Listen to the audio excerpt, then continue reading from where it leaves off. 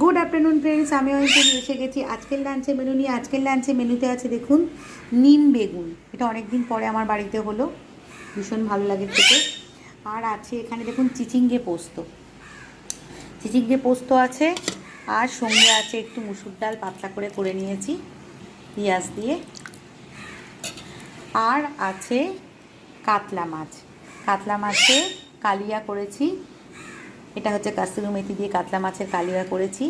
আর সঙ্গে আছে ধোয়া ওঠা গরম গরম ভাত।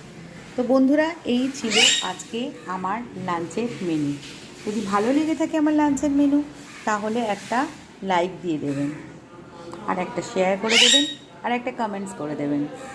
আর সকাল থেকে আজকে একটু সময় পাইনি, ব্যস্তই ছিলাম, শরীরটাও ভালো নেই, তো আজকে গুড মর্নিংটা দিতে পারিনি। তো শুভ দুপুর বন্ধুরা, সবাই ভালো থাকবেন, সুস্থ থাকবেন।